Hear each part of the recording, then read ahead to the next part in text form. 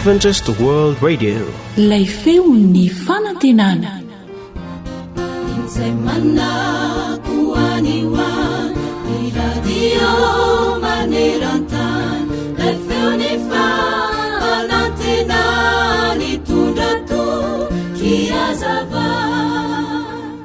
Matetika no miverimberina eo amin'ny vavan'ny olona ny fitenenana hoe maka leo le fiainana, leo miaina azany. Na dia hoe vokatry ny fahazarana fotsiny aza ny anonoana antsika ireny teny ireny matetika rehefa misy zavatra mahasorena na mahakivy antsika, dia tsaroa fa hisy fiatraikany amintsika izany rehefa mitohitohy hatrany ny famerimberenana azy.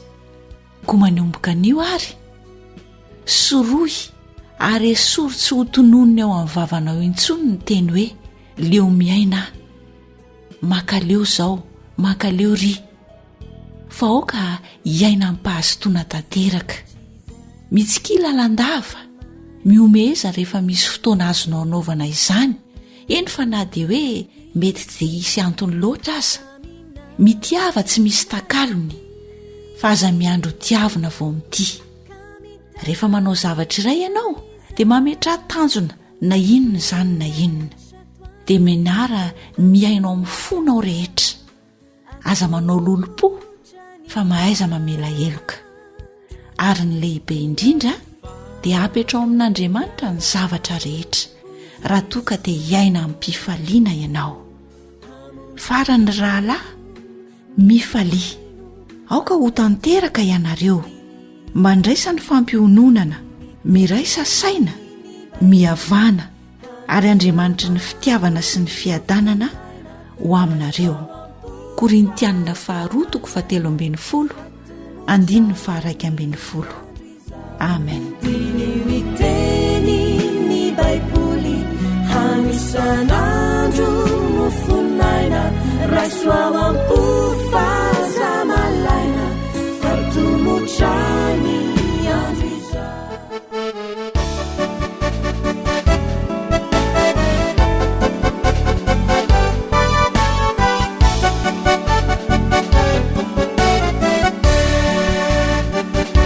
Fa be ny zava-miafina ao ambadiky intsika, move mba fantatrao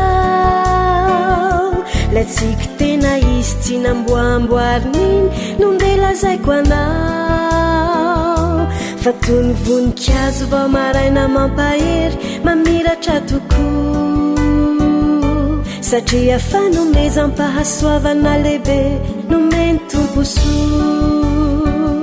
Reo olona efa zatra ny mitsikitsiky foana sy falifaly koa, dia tena fanafody ho an'izay eo anoloana sy ao ivony koa. Satria ireo hafa vao mba mieritreritra azy dia mba mitsika koa, nahazo fanomeza ampahasoavana lehibe nomeny tomposoa. Ka dia lazaiko anao fa rantsika mbola hisy hatrany an-danitra, hatrany an-danitra.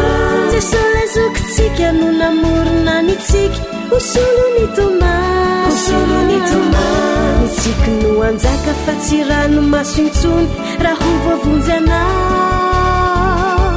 Ka mbe isika hianatra hifampizaratsika manomboka hatr'izao.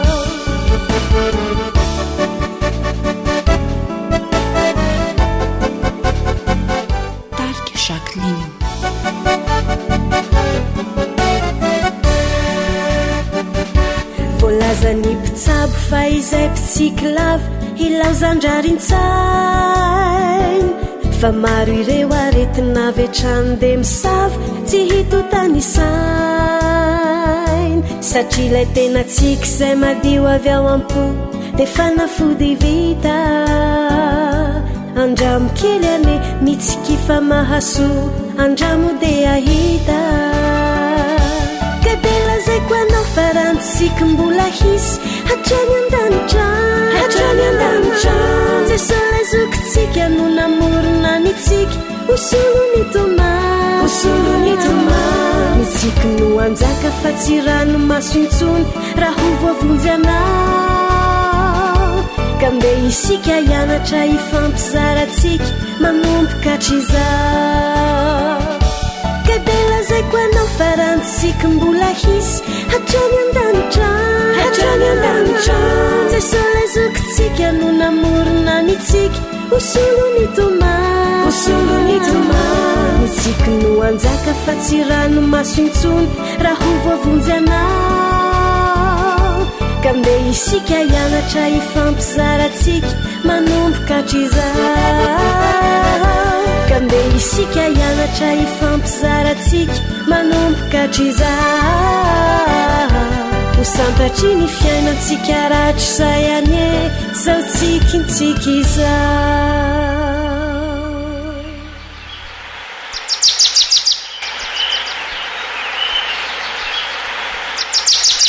asa sy tontolo iainana voakolo antoko ny fahavelomana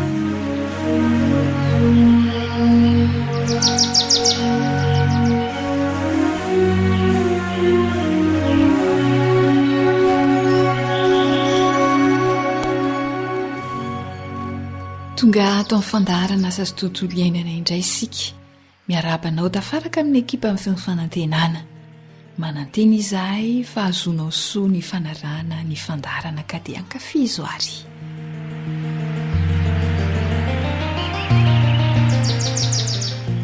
sy ny fitaovana ny tokantrano ihany no asian'ny koroka fa ny fambolena ihany koa ka ny masomboly izay antoko ny volo mihitsy no asiany dia ny vokatra izay nojinjaina ndao indray ary sika iaino ny torohevitra mahasoa atolotra ry zareo amin'ny departemanta amin'ny fampandrosoana amin'ny fiangonana adventista mitandrina ny andro fafito Ramasimbe Indiana mahakasika ny koroka mpihinana ny masomboly.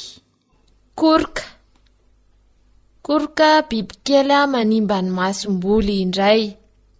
Toy ny ahoana ny fisehony, mandoaka amin'ny masomboly izy na ny vokatra izay tehirizitsika. Misy ololo-kely manatody amin'ny vokatra na amin'ny masomboly dia misy karazana olotra kely mihinana masomboly mihitsy. Ny toerana mandomando no tena feno ireo lolo-kely ireo. Dia inona ny vahaolana? Inona ny fiarovana ataontsika amin'izay? Sakay pilokely maina tsara raika poka. Afangaro amin'ny vary masomboly 1 kilao na 2 kitapo. Dia maka taimboritsoloza maintso sika asisika eny anelanelany gony eny. Misaotranao Ramatokely Fanjanirina Randrianarisoa nampafantatra izany ny mpiaino. Tsy aivina ho antsika fa izy moa dia teknisian'ny fambolena sy fiompiana.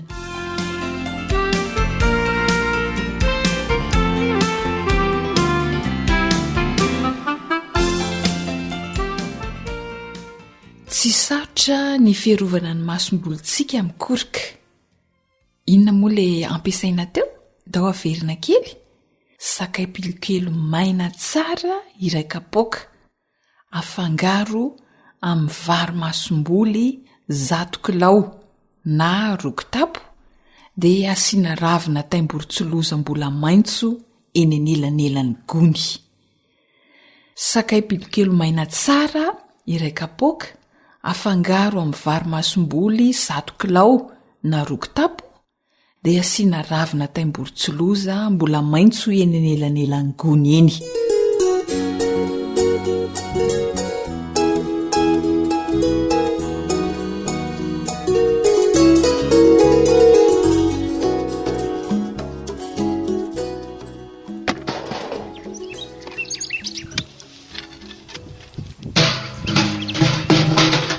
Fa maninona ny se ireo fitaovam-pamokaran'ireo no akapokapoka sy atsipitsipiny se toy izao ry benay voa. Loza ny ery samy.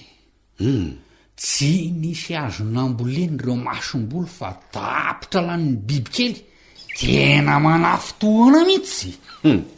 Ny masomboly efa tapitra ny hoan'ny koroka dia mbola simbana ihany koa ny fitaovana enti-mamboly. Tsy fa matorana anie zany raha zandry. Ka tsy takotsony anie zay atao fa tezitra mafy ary zety. Zay atao rehetra ve zany dia any ny sahoana avokoa. vaono ahoana moa zany nahafantarany samy fa koroka nihinana ny masombolonaiky ka reny ene mpihinana amin'ny masom-bolo sy ny vokatra tehirizina ary benay vo efa tapitra nandalo tamin'izany avokoa ny tantsaty ety amintsika inona inko fa tsy nisy nanimba fitaovam-pamokarana fa mitady vaolana fa inona le vaolana sitya la zao fa ataoko raha mbola vitako mariny zay ahy ny kafe tsy dela tsotra ry benay voa makasakay pilo kely maina tsara raikapoky de iny ny afangaro amin'ny masom-bola 100 kilao 100 kilao roko tapo eo zany zay mihitsy tsy tontona akory fa izy maina iny de zay de makaravina taimborotsyloza mbola maintso de ireny no apetraka eny anelanelan'ny gony eny zany hoe raha azoko tsara zany de ao anatin'ny giony misy sakay pilokely maina tsara mo ety ivelan'ny giony ray ravina taimborotsyloza maintso azo ny se tsary fiarovana ny masom-bolo sy ireo vokatra tehirizina io mba tsy hohan'ny koroka misaotra betsaka ry sany zao aloha zao tsy maintsy vidy masom-bolo ambolena fa raha vo miakatra eo ny vokatra tadidiko tsara zay tsara ary aleo angoniko aingana aloha reto simisiangady ary atsibena tsipitsipiko teo reto fa ataony mavo mangany eo marina kosa ny azoko ohatrinona ny vidin'ireo raha simbeo reny efa masom-bolo ihany koa mbola tsy azo ny volena tonga de fisaraha-panambadiana ny vokatra zany fa ataovy tsara mba mangina razoko fa zay ve de ampisaraka tovine sady tsy isitsony zany fa efa nahita vaolana amin'ny korokampinana amin'ny masom-boly zay fa ilozako aloha sera zany fa mampamangy amin'ny vady aman-janaka ny andro koa ty efa miarivako enray ary de misaotra sia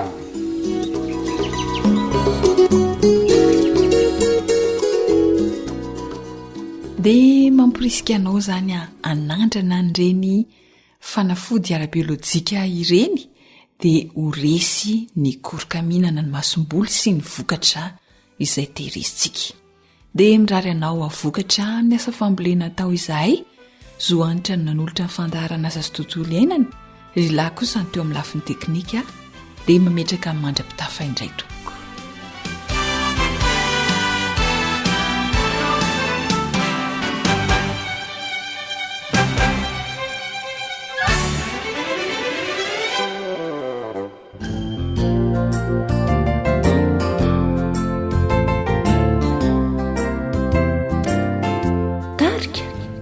Lanto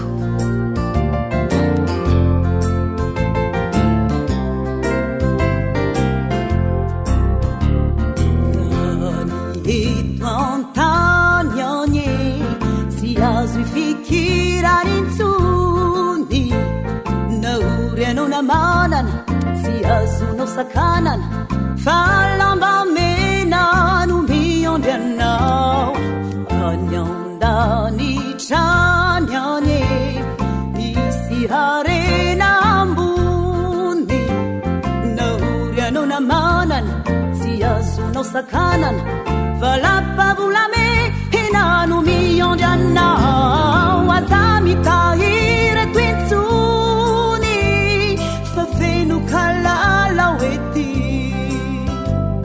o feno mpandroba pikony animby ty fokelity faleo kosa aminisisa tehirizony anjaranao asiurakitrawany amparadisa sinjoviny hoavinao.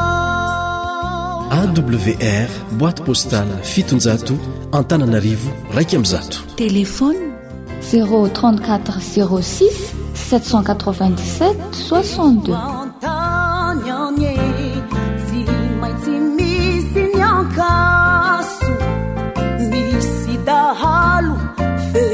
palaso misy hatrany ny mpanasoaso fa any aondany trany any zay mbola tsy tany maso reo olombovonjy no hanao matso fa madio ampo tena mangatsoatso aza manoriny tointsony tsy tanindrazana oety rafeto laitrano any ambony tanany vantananary fa any no tena sahaza fa haolanao anao io ka ianao io na mpanotabe aza mbola tiny reta didio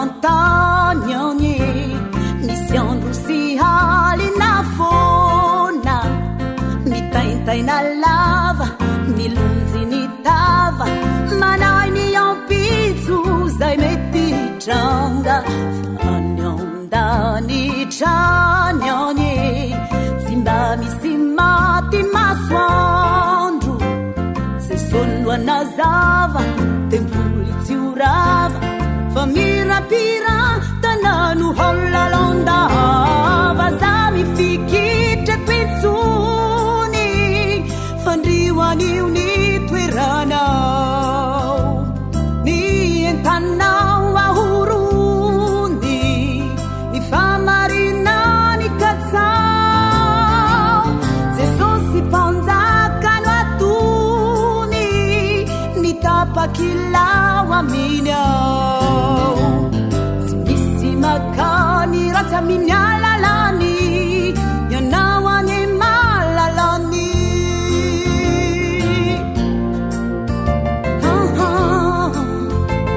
ianao any malalany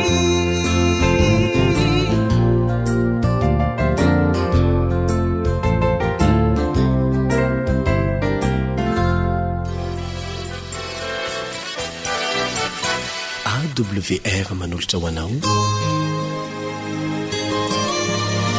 feo ny fonantena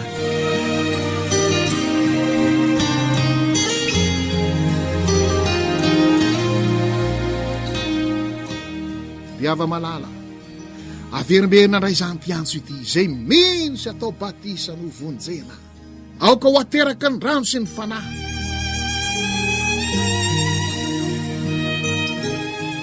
Eli moa zany dia niantsoantso eo amin'io mpanjaka voalohany toko fa 20 dia niantsoantso izy vakitsika ny mpanjaka voalohany toko fa 20 ry mpiany malala mpanjaka voalohany toko fa 20 manomboka amin'ny andininy faha 70 aroa Eli taminy sambory mpamina ny bala aza vela isy afa mandositra izy na diray akory aza dia no sambory ny olona izy ary netiny Eli amin'ny onikisona ka dia nyvonoany teo aroa Eli tamin'ny Ahaba miakara inana sisotro fa misasasato ny ranonorana be dia niakatra inana sisotro Ahaba fa Eli kosa niakatra teo tampony Karmela dia nikoka tamin'ny tany ary lohany nataony teo nenanelan'ny lohany rehefa malala eto zany Andriamanitra dia nampiseho tamin'ny alalany Eli mihitsy fa izy ny tena Jehovah Andriamanitra izy ny tena tokony ho tompona eto zany dia somary mamerina kely ny toejavatra zay nitranga fa io fotoana io no na neona mazava mihitsy teo anatreny olo izy moa tena Andriamanitra marina Andriamanitra dia miandry an'izany fotoana zany Andriamanitra dia tsy manao amboletra isan'andro fa dia asehony eny aloha avelany hitranga eny ny zavatra rehetrrehetra dia mandinika tsara ny olona dia mampita tsara ny olona ary rehefa tonga ny tena vanim-potoana goavana be sahala n'ity zavatra ny seho eto ty dia maneho an'ny tena fanehoana amin'ny fomba manokana amin'izay izy ary mampalahelo fa raha namony ny mpaminany Jehovah Iaba sy Jezebela ka nisany obadiamba nanafina mpaminany Zatolahy tany Enjoy eto ndray zao dia misy kosa ny famonoana ireny mpaminany Bala sy Asera ireny efa nivakitsika teo zany sambory mpaminany bala patsaka voalohany toko fa 20 aza velisy afa-mandosy na de ray akory aza de nosamboriny olo izy anetiny alio amin'ny ony kisona ka dia novinony teo ireo mpaminany bala ireo dia tsy mba isy fanantenana fa reo mpaminany Jehova ny vinony Iabas Dizebela kosa de mbola manana fanantenana itsangana maty zay ve nizingizintsika teo tamin'ny voalohany tamin'ny famoaboasina voalohany indrindra tamin'izao famelabelarana ny tenin'Andriamanitra izao de mbola itsangana ny maty eo amin'ny tompo amin'ny apokalipsy toko 4:13 sambatra ny maty zay maty eo amin'ny tompo hatramin'izao enony fanahy itsahatra am'izay ny sasara izy fa niasa ny manaraka azy itsangana ireo maty eo amin'ny tompo ankehitriny aloha de sambatra fa maty mitsahatra am'izay ny sasarany tsy misy makany an-danitra izany raha tsy Eli sy Mosesy natsangana tamin'ny maty sy Jesosy nitsangana tamin'ny maty ary le olona zay niara-nitsangana tamin'izao Mateo 7:22 ka amin'ny Efesiana toko 5:4-5 reny nakarina any an-danitra rehefa natsangana tamin'ny maty fa ny maty dia matory aloha ka reo mpaminany Jehova no vinony Iabas Dizebela mbola manana fanantenana itsangana tamin'ny maty ary itsangana maty itsangana ao amin'ny fiainana mandrakizay fa indrisy kosa ireto mpaminany bala sy Asera reto tsy mba misy fanantenana tsy misy fanantenana ka inona ny vahaolana zay meno sy atao batisa no vonjena aoka ho ateraka ny rano sy ny fanahy amin'ny Romanina toko 9 no itarihako ny sainao ankehitriny amin'ny Romanina toko 9 de hoy ny tenin'ny tompo amin'ny voalohany amin'ny anaran'i Jesosy inona ary olazaitsika mbola hitoetra amin'ny ota ihany va isika tombony fahasoavana sanatria izany ataotsika zay efa matiny amin'ny ota ahoana no velona aminy ihany tsy fantatrareo va fa naizana izy isika no efa natao batisa ho amin'ny Kristy Jesosy de natao batisa ho amin'ny fahafatesany ko niarana levina tamin'ny batisa ho amin'ny fahafatesany sika mba ho tahaka nananganana ny Kristy tamin'ny maty tamin'ny voninahitry ny ray no andehanantsika kosa amin'ny fiainam-baovao fa raha namparaisina tamin'ny endriky ny fahafatesana isika de ho tahaka izany keo amin'ny fitsanganana fa fantatsika fa ntoetsika taloha de niaraka nombona taminy hanimbana ny tenany ota mba tsy hanompotsika ny ota itsony fa zay efa maty de afaka tamin'ny ota fa nivakitsika teo nanaovana batisa ny Saoly ary indro rehefa vita batisa izy fen'ny fanamasina ka nanompon'ny tompo de tsy nahalala zavatra hafa fa Jesosy Kristy tompo fa le toetra teoloha ny fofofonandrahoana namono lay toetra teoloha izay resahany amin'ny Timoty fa zany mpanota lohany indrindra lay mpiteny ratsy fahiny ilay manao zososozo fahiny inona zava-padina ny sotro toka divay paraky zigara sy ny sisa lay njangajanga sy ny faly avanja atao amin'ny filany no fahiny dia indro efa tonga olom-baovao nombona teo amin'ny azo fijaliana zany rehetrarehetra zany teo amin'ny fotoana naovana batisa azy nalevina tao amin'ny rano ny batisa zany toetra ratsy rehetra izany zay no antso mitalakorokoroka atao amintsika rehava malala zay olona vonina ho any an-dandra de tsy mandevina ao amin'ny rano ny batisa zany olona taloha zany reo toetra ratsy rehetra teo aloha alevina ao amin'ny rano ny batisa ary minitsy alala zavatra hafa afa-ty Jesosy Kristy irery ihany Jesosy Kristy ilay mpanetry tena lay tsy miavonam-po Jesosy Kristy ilay mpiandry tsara Jesosy Kristy ilay feno fitiavana Jesosy Kristy ilay mpamonjy ny olona Jesosy Kristy ilay nandefitra Jesosy Kristy ilay nitoro ny filazantsara Jesosy Kristy ilay mitona ny olona rehetra mba hanatona azy handray ny famonjena ho aminy mini tsy alala zavatra hafa afa Jesosy Kristy ko miantso atsika arany soratra masina kehitriny aza manaiky ho rebirebeny ny mpaminany ny bala no sambory ny Eli reny ka novinony tsy manana fanantenana vahoaka iseka anatona ny Jesosy Kristy kosa ary amalo ny antsony manao hoe zay meno sy atao batisa no vonjena aoka iseka anaiky ny andevina ny fiainatsika rehetra teo aloha am'izany rano ny batisa izany toy ny nanombonan Jesosy teo amin'ny azo fijaliana ka de miara ombona aminy eo amin'ny azo fijaliana isika fa rehefa vita batisa isika avetsika ndre mandeha le Galatiana toko 7:20 mitafy any Kristy isika manjary toetra ny Kristy ny toetratsika ny fahamarinany Kristy ny fahamarinatsika ny fahamasinany Kristy ny fahamashinatsika izany gava malala no tokony ho hita eo amintsika tsara riavy raha tena vonina ho any an-danitra isika iary vavaka isika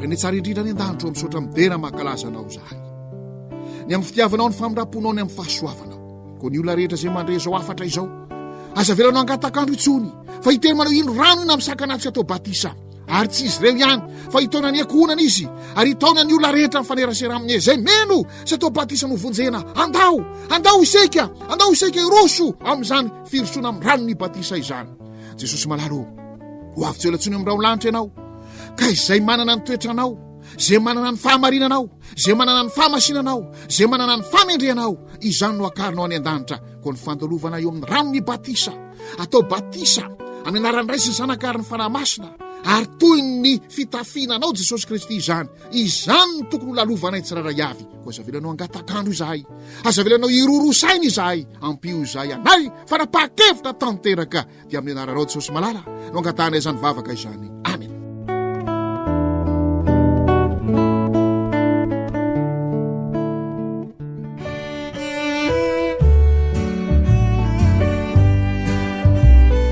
Anjany marina amin'ny finoana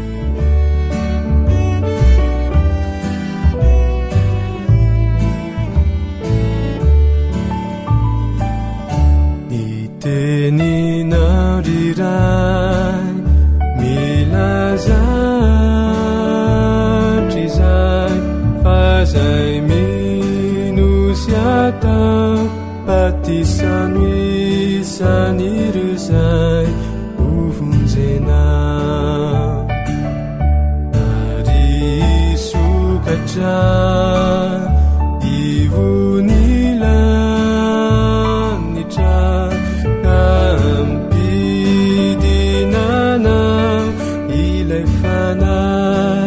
masina ananatra fanibatisano lalana matanteraka ny famarinana rehetra mba idirana any an-danitra.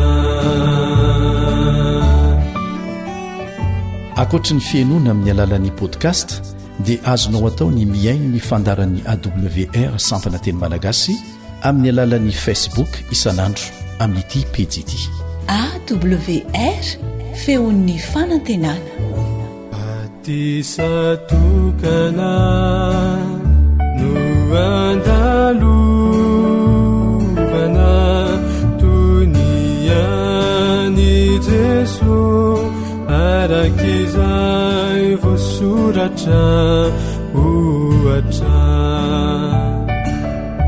ateraka indray amin'ny rano sy fanay ka atsangany indray ho amin'ny fiainam-baovao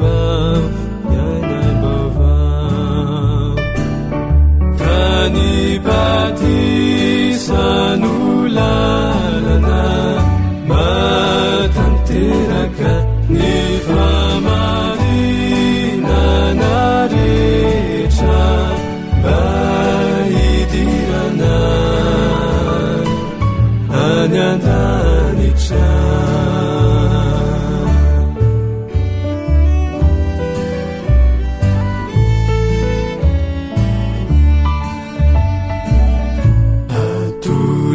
Truana ny tenako iza Jesosy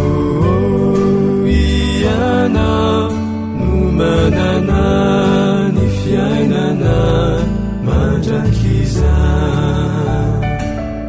jeotako taloha ilazako avoko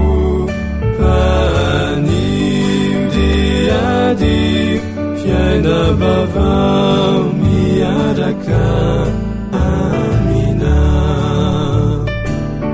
mibebaka andriamanitro fa miantsoayana fatiana hovontsena mba ozanaka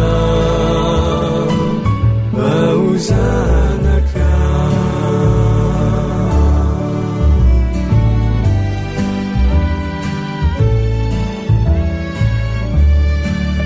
The Voice of Hope.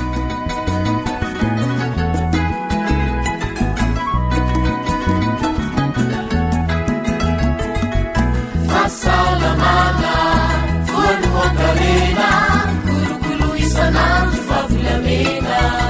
harena ny fahasalamako. harena ny fahasalamako.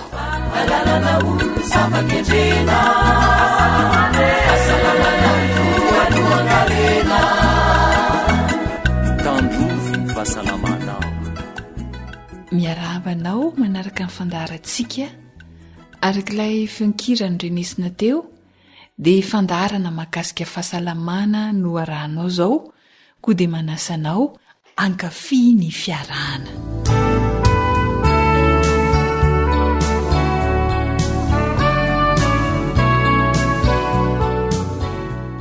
tsy miova tantara no soratany zoanitra andrenesanao any rila sy naritina.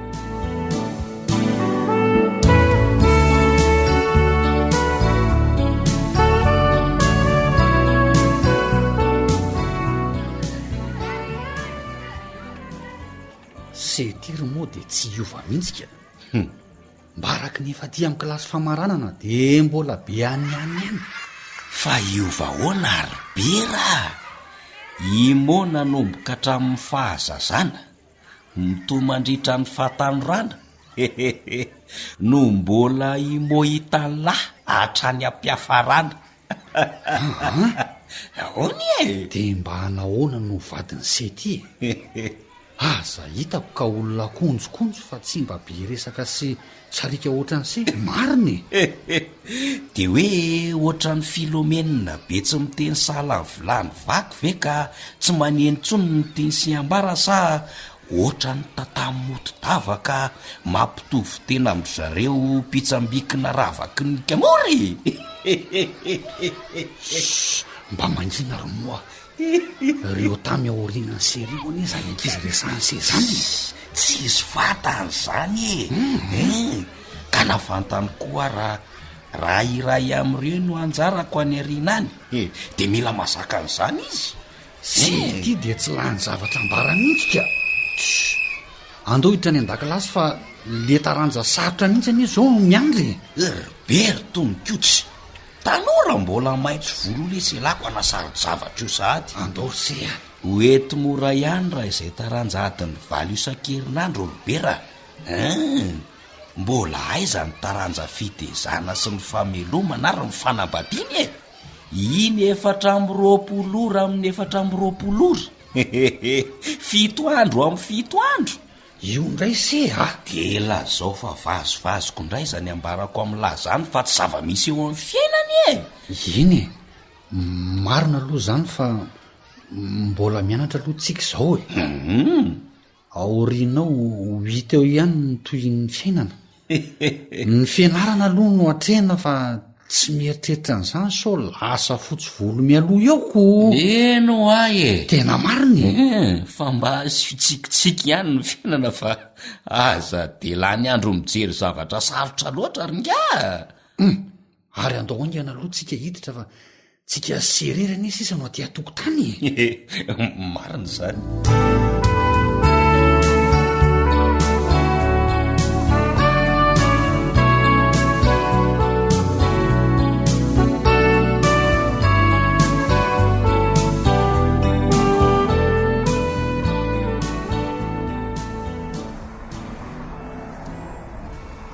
Maurice ela ary se zany tsy efa ho 10 taona zay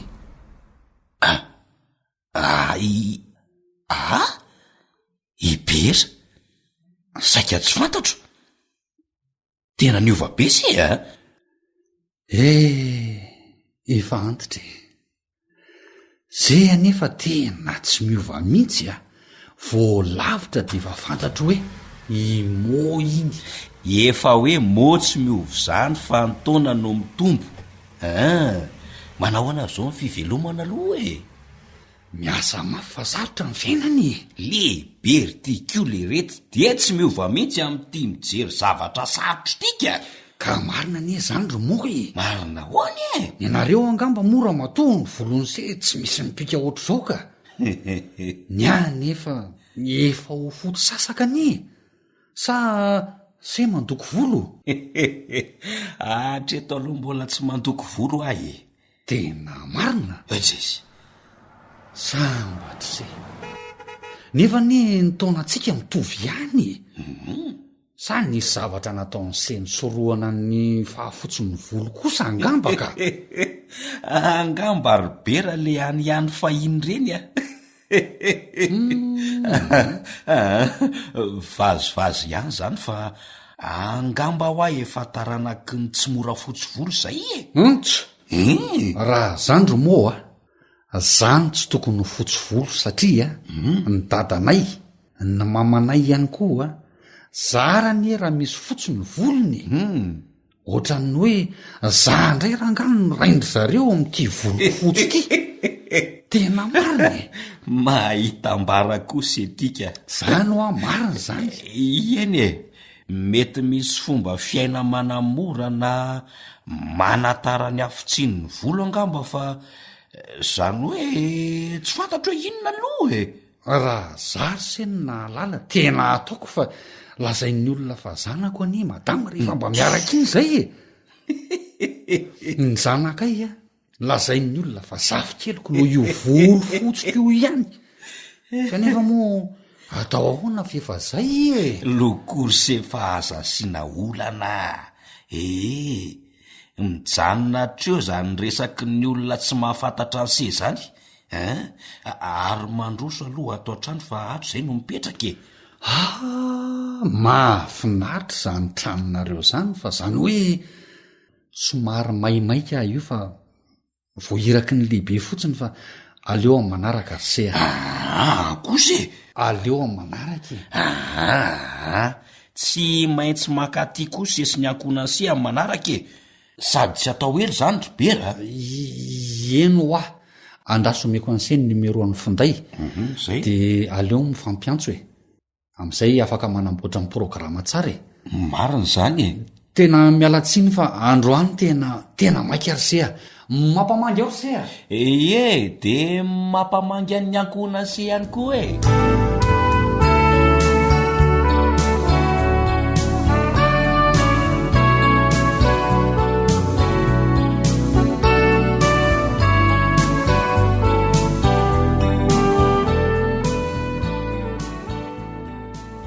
vanim-potoana mety ho lalovana eo amin'ny fiainana tokoa ny volo miafotsy indraindray anefa zava-misy dia to lasa loloatra zany nefa misy koa ny olona efa mandroso taona nefa tsy dia betsaka volo fotsy iresaka mahakasika izay indrindra ny fandaharantsika amin'itian'io ity iarahana amin'ny madamy Sabina Rakotondranaivo mpampianatra pikaroka nandalina manokana fitsaboana hoditra sy ny endrika amin'ny lalan'ny huile essentielle sy ny zava-maniry. Miarabanao tonga soa eto amin'ny fandaharantsika indray madamy Sabina Rakotondranaivo. Miarabantsika piano sy mpanaraka tsy tapaka ny fandaharana fahasalamana. Fantaniana napetraky ny piano antsika ny mahakasika ny volo fotsy. Inona re no azonao ambara am'izany? Momba ny volo fotsy. Avesa raha ny volo fotsy. Rehefa miala tsikelikely ny singam-pandoka ao anatin'ny volo ao na le antsoina hoe matière colorante dia miseho ny volo fotsy. Tenenina ihany koa izy io hoe dépigmentation acquise. Rehefa miseho zany ny volo fotsy na kanisi dia manambara izany fa miala tsikelikely miandalana ny pigment natoraly amin'ny volo. Maninona ary sika ny misy volo fotsy? Misy zavatra tokony ho fantatsika mikasika ny fahafotsian'ny volo aloha. Ao anatin'ny volontsika io zany misy ny antsoina hoe mélanosite. Sela hita eo amin'ny fototry ny volo izy io, eo amin'ny fakany na le antsoina hoe bulbe. Izy io no mamokatra ny mélanine. Ny mélanine no tompona andraikitra amin'ny loko natoraly ny volo. Ity mélanine ity dia mizara roa. Zany hoe pigment mélanika no ilazana azy. Mizara roa izy io dia ny eumélanine sy phaeomélanine. Ny eumélanine no tompona andraikitra amin'ny loko matroka amin'ny volo. Afaka manome ohatra amin'izay ve ianao amin'ilay hoe tompona andraikitra mamatroka ny volo ahoany zany? ohatra zany hoe mainty ny volonao a de le hoe mélanine zany a no betsaka amin'izay fotoan'izay. ia tena mazava tsara ary ilay mélanine karazany faharoa re. Ary ny faheo mélanine kosa tompona ndraikitra amin'ny loko mazava. Rehefa miseho zany ny volo fotsy na kanisi de manambara fa miala tsikelikely miandalana io pigment natoraly amin'ny volo io. De soloany ny volo fotsy tsy misy hoe mélanine ny volo natoraly noho n'ilay fiovan'ny firafitra. Mijanona ihany koa tsy mamokatra mélanine ny mélanosite, vokatry ny fahanteran'ilay sela keratsinika. Raha ohatra zany ka misy volo fotsy ianao ka ongotanao ny volo fotsy iny de rehefa maniry indray le volo eo amin'ilay faritra nongotana teo iny de fotsy ihany ilay volo eo satria ny antony efa antitra le sela keratsinika. ia raha verina kely zany resana fomba tsotra mpiaino de inona ny tena antony mahatonga ny volo ho fotsy? Ny antony mahatonga ny volo fotsy zany de zao: voalohany indrindra miena, réduction na mijanona, are ny asan'ny mélanosite. Mijanona zany izy tsy mamokatra n'ilay mélanine intsony. Na tanora zany na antitra de mitovy daholo ny antsona azy rehefa fotsy ny volo, sa hoe misy karazany hafa mihitsy? Misy karazany volo fotsy fa no jerentsika an'io de anankiroa de ny kanisi physiologika. I volontsika io zany de fotsy normal, zany hoe ara-dalàna zany fafotsiny satria miala tsikelikely le pigment natoraly vokatry ny fahanteran'le sela keratsinika. Io zany tsy azo idivirana mihitsy io. Efa manomboka zany eo amin'ny 5-7 taona eo na indraindray eo amin'ny 7 taona eo de fa antitra zany le sela de fotsy ny volo. Ny lazana an'io zany de atsona ihany koa izy hoe kanisi sénile na kanisi progressive. Aiza ny faritra misy azy io? Ny faritra misy azy de eo amin'ny firifana, eo zany ny fotsy voalohany, de eo akaikikaiky ny sofina eo de any amin'ny atoka. Fa tsy de betsaka zany amin'ny faritra hafa amin'ny volo, fa rehefa elaela zany de betsaka ihany koa any amin'ny faritra hafa. Eo zany ny tena marika afatarana fa hoe efa betona zany le olona de efa antitra le sela keratsinika mpamorona n'ilay loko natoraly amin'ny volo. Indraindray koa nefa amin'ny fahatanorana ao arin'ny famotsiana fotsiny zany hoe eo amin'ny 12 taona eo de mety efa antitra sahady ny sela keratsinika. Antondray mety hitranga amin'ny olona tanora fotsy volo zay. Mety hitranga amin'ny tanora ihany koa zany no hoe antitra ny sela ao aminy de fotsy ny volony. Fa ono mety misy antony hafa ihany koa ve akoatran'izay Madame Sabine mahatonga ny olona na de mbola tanora ary ho fotsy volo? Misy koa ny atao hoe kanisi précoce na kanisi melohan'ny fotoana. Zany hoe tsy amin'le hoe antitra zany le sela keratsinika fa tonga de vetivetika kely hoe le olona de fotsy ny volony. Izy ity zany de miseho noho ny antony voafaritra sy tampoka. Ohatra ny hoe tratran'ny alahelo be le olona ka tena niatra tany amin'ny fony ray manontolo mihitsy ny alahelo iny. Tratran'ny fikorotana-tsaina be izy, na koa hoe tratran'ny aretina andotenina faran'izay mahery vaika izy, na le atsona koa hoe migraine, na tratran'ny faketrahana ratsaina izy le hoe dépression, na koa hoe tratran'ny raritsaina be izy, na isy zavatra tena napiorooro sy nampatahotra azy. Eo amin'ny olona moratoana ara-petsepo zany de mety hoe ho fotsy tahateraka ny volo ray manontolo amin'ny ora vitsy-monja ao aorian'ny fisehoan'ireo zavatra ireo. Ny antony tampoka manko dia mety mamono tanteraka ny melanina. Lafy ny aram-pihetsepo avokoa zany. Fa mety ho manaranaka ve ny volofotsy? Mety koa manaranaka.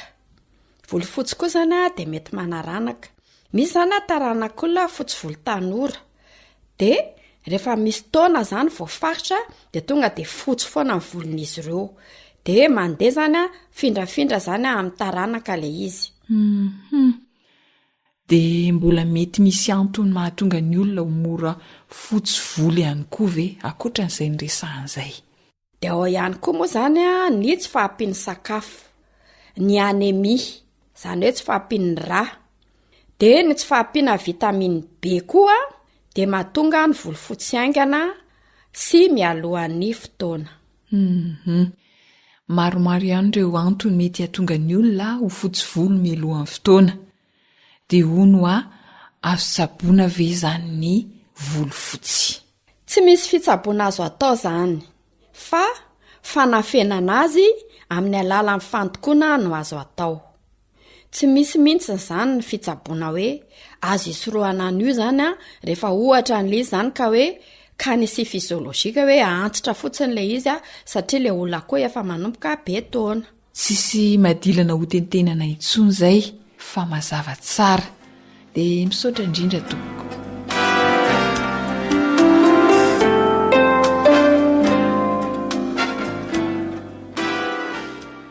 Fantatsika fa misy antony tsy natoraly nresahana teo mahatonga ny volo fotsy mialohan'ny fotoana.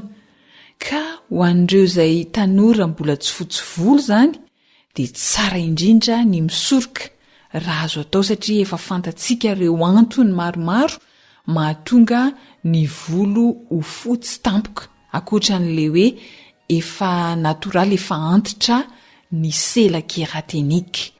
Ny antony dia mba tsy ho lasa mialoha loatra ny fahafotsian'ny volo. Ho faranana eto aloha ny androany satria tapitra ny minitra tokony iarahana. Fa mino kosa nefa isika fa misy torohevitra azo menanao tsy hahatonga mialoha ny hafotsian'ny volo. Miatokatoka mihitsy Madame Sabina Rakotondranay veto fa misy tokoa ny torohevitra azo mena ka dia amin'ny manaraka indray zany raha sitrapon'Andriamanitra dia ho ampahafantarina anao eto izany. Isaorana indrindra ny fanarahanao ny njam-peo ny fanantenana. Zoanitra Srila no ny farimbona na totosan'ny fandarana ara-pahasalamana niaraka tamin'ny vahiny tompotrano Madame Sabina Rakotondranaivo tsy ahivina fa mpampianatra pikaroka nandalina manokana ny oditra sy ny tarehy izy sady mitsabo amin'ny alalan'ny zavamaniry sy ny huile essentielle. Dia mirary anao salamo mandrakariva ny ekipa amin'ny feo fanantenana.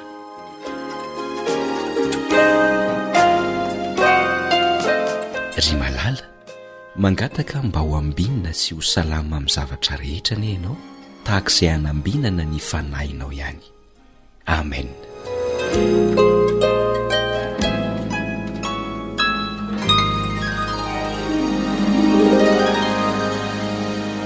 Ilay feo ny fanantenana.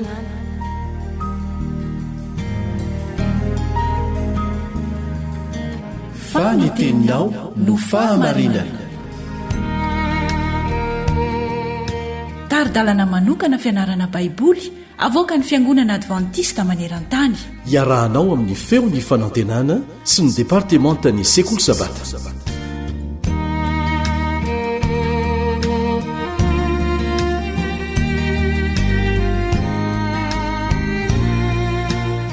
Dia fifalianao ahy Eliandry amin'ny Tansoa ny mandray tanànanao amin'ny alalan'ny onjapeo ny feo ny fanantenana sy miara-mianatra ny tenin'Andriamanitra eto. Amin'ny tian'io ity dia mbola mitoy ihany ny fandraisantsika ny torohevitra ny toromarika avy amin'Andriamanitra kasika ny fiainam-pitiavan'ny olona roa lahy sy vavy arak'izay hanazavany azy amintsika amin'ny alalan'ny boky nosoratany Solomona dia ny tononkira Solomona izany. Mitahiry ny fanomezan'Andriamanitra izay ny lohahevitra izay nomenantsika amin'ny tian'io ity. Mitahiry ny fanomezan'Andriamanitra. Ny fanontaniana mipetraka voalohany dia ny hoe inona no ambaran'ny baiboly mikasika ny firaisana ranofo ivela ny fanambadiana? Inona lazay ny ten'Andriamanitra mikasika an'izany? Zao no lazay ny ao amin'ny Korintiana 2:9-10 ka hatramin'ny 20. Korintiana 2:9-10 ka hatramin'ny 20. Tsy fantatrareo va fa momba ny tenan'i Kristy ny tenanareo? Moa hanala ny momba ny tenan'i Kristy ve aho ka hanolotra izany ho momba ny tenan'ny vehivavy janga sanatria izany? Moa tsy fantatrareo va fa izay miray amin'ny vehivavy janga dia tena iray aminy? Fa hoy Andriamanitra, ho nofo iray ihany izy roroa. Fa izay miray amin'ny tompo dia fanahy iray aminy. Mantsosira ny fijangajangana, zay fahotana rehetra ataon'ny olona dia eny ivelan'ny tena ihany, fa ny mpijangajanga kosa dia manota miatra amin'ny tenany. Ahoana ary? Moa tsy fantatrareo va fa tenanareo dia tempolo ny fanahy masina, zay ao anatinareo sady efa azonareo tamin'Andriamanitra, ka tsy tompony tenanareo ianareo, fa olom-bo vidy ianareo, koa dia mankalazan'Andriamanitra amin'ny tenanareo. Ny tenantsika dia fanomezana sarobidy avy amin'Andriamanitra. Ity lesona ity aloha dia tsy natao ho fanameloana antsika zay efa nandalo fahalavona teo amin'ny lafiny firaisana ranofo. Tsy zany ny tanjon'ny lesona, tsy ho fanameloana, fa ho fananarana, ho fanitsiana ny dia zay ho alentsika manaraka. Satria araka ny lesontsika teo aloha, rehefa navelan'Andriamanitra eloko ianao dia adinoiny lasa. Adinoiny lasa, afaka manomboka fiangana vaovao indray ianao. Ary eto zany dia hevery tahaka ny hoe manomboka fiangana vaovao daholo sika. Aseho amin'ny baiboly antsika eto ary fa tsy mety ny fanaovana firaisana ara-nofo rehetra zay tsy mifanaraka amin'ny sitrapon'Andriamanitra. Tsy ny firaisana ara-nofo ivelan'ny fanambadiana fotsiny, fa be dehibe ny firaisan'ny lahy sy ny lahy, vavy sy ny vavy, ny firaisan'ny olona amin'ny biby. Zany rehetra zany dia tsy mety, tsy eken'Andriamanitra ny anaovana an'izany, fa hotana no ilazany an'izany. Satria sady manimba atsika izany no manimba ilay endrik'Andriamanitra nomena atsika. Inona ny torohevitra omeny baiboly antsika kristianina ary mikasika an'izany hoe firaisana ara-nofo zany? Raha mbola eto amin'ity tany feno fahotana ity isika. Misy andininy maromaro eto izay ovakitsika satria mahasoa angeny miaino ny tenin'Andriamanitra. Ny voalohany amin'ireny dia zay voalaza amin'ny Galatiana 5:4. Galatiana 5:4. Fa izay an'i Kristy Jesosy dia efa nanombo ny nofony mba mifaniriana sy ny filany tamin'ny hazo fijaliana. Ny resahany eto hoe nofony, faniriana sy ny filana dia ireo fanirian-dratsy, filan-dratsy ny resahany eto, fa tsy hoe ireo faniriana tsara na ny filana tsara eo amintsika akory. Rehefa nanolo tena ho an'i Jesosy tsika teo amin'ny ranony batisa, dia midika izay fa nombona teny amin'ny hazo fijaliana, nanaiky ianao ny anomboan'i Jesosy teny amin'ny hazo fijaliana ny fahotanao rehetra. Zany tsy midika akory hoe manomboka eo ianao dia olona tanteraka tahaka ny anjely, tsia, fa olona nanapa-kevitra ary nanolo tena ho an'Andriamanitra dia hafa, samy hafa tanteraka amin'ny olona tsy mbola nanao an'izany mihitsy. Raisitsika indray ny Kolosianina 4:5, Kolosianina 4:5-7. Kolosianina 4:5-7. Zao fivakin'izany amin'ny anaran'i Jesosy: vonoiny momba ny tenanareo zay ity an-tany. Reto ilay izy fijangajangana, falotona, firehetam-po, fanirian-dratsy, fieremana dia fanompo-tsampy zany. Fa izany zavatra izany no nahatonga ny fahatezeran'Andriamanitra amin'ny zanaky ny tsy fanarahana. Zany koa no naleanareo fahiny, fony mbola velona taminy ianareo. Dia mbola azonao raisina koa ny ao amin'ny Tesalonianina 2:5-7. Tesalonianina 2:5-7. Amin'ny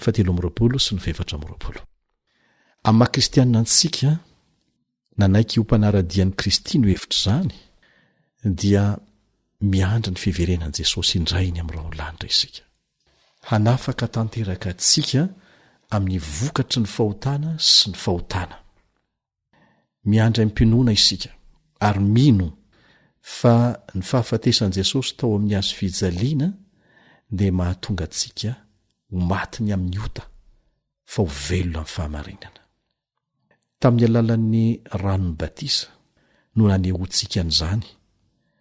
Rehefa atao batisa ny olona anankiray ny hevitry le hoe asitrika eny araka ny voalazan'ny tenin'Andriamanitra dia maneho fandevenana sary anohatra maneho ny fandevenana ny fahotana. Dia rehefa mitsangana avy ao dia mitsangana amin'ny fiainam-baovao. Velona ho aminy sika satria efa nitsangana tamin'ny maty izy. Ahoana moa no andresentsika ny ota? Amin'ny fifandraisana tsy tapaka amin'ilay Jesosy zokontsika e. Ahoana ho izy eo amin'ny Jaona 2:15. Jaona 2:15. Raha misaraka amiko ianareo dia tsy mahay manao na inona na inona. Na inona na inona. Be deaibe ny fananarana sy ny torohevitra no raisintsika teto. Ary maniry mafy daholo angesika mba hanaraka an'izany. Kanefa impiry no mahatsapa fa lavo hatrany hatrany. Sasatry ny miarina. Dia mipetraka amin'ny fanontaniana hoe nahoana? Tsotra ny antony. Raha vao tafasaraka amin'i Jesosy ianao, tafasaraka amin'i Jesosy na iza, na mafy saina toy inona aza, na dia manana fanapa-kevitra mafy toy inona aza, rehefa tafasaraka amin'i Jesosy dia tsy maintsy lavo.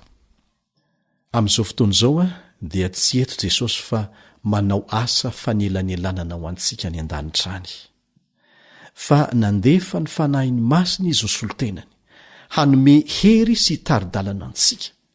Amin'ny fotoana rehetra, ataovy azo antoka fa eo ambany fitarihan'io fanahy masina io isa-tsegondra ianao, izay ihany no tsy ambarahatelo ny fandresena.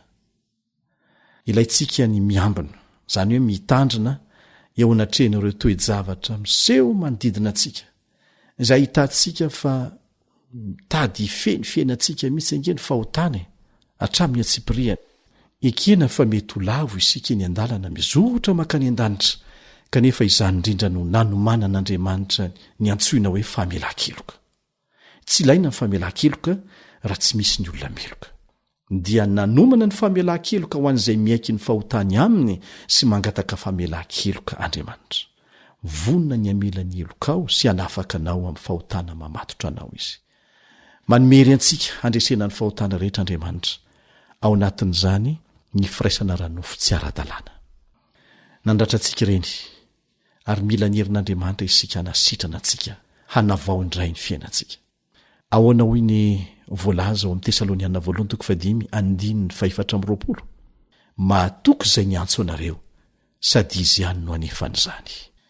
Misy amintsika manontany hoe ahoana indray ny lazain'Andriamanitra mikasika ny firaisan'ny lahy sy ny lahy sy ny vavy sy ny vavy. Tena halan'Andriamanitra izany, fahotana lehibe izany. Azonao jereny izany ao amin'ny Levitikos 2:20, Levitikos 2:20 sy ny Romanina 2:17 sy ny 20. Romanina 2:17 sy ny 20. Andriamanitra nametraka ny fanambadian'ny lahy sy ny vavy ary nitsodrana azy ireo ho maro anaka. Nga mo afaka miteraka ny lahy sy ny lahy sy ny vavy sy ny vavy. Satana zany dia manao ny fomba rehetra mba hitsipahana ny planin'Andriamanitra izay natao hahasoa antsika olombelona. Mifikira amin'ny fahamarinana, mifikira amin'Andriamanitra dia ho voaro amin'izany ianao. Amen.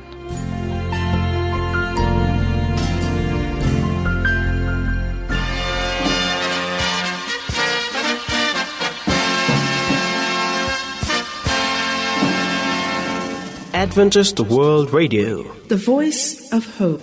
Tapitra treto ny fiarahanao tamin'ny radio feon'ny fanantenana na ny AWR.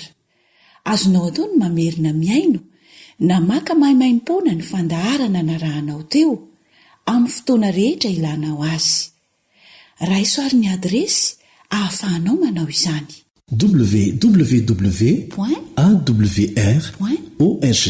Mandrapitafa indray ary.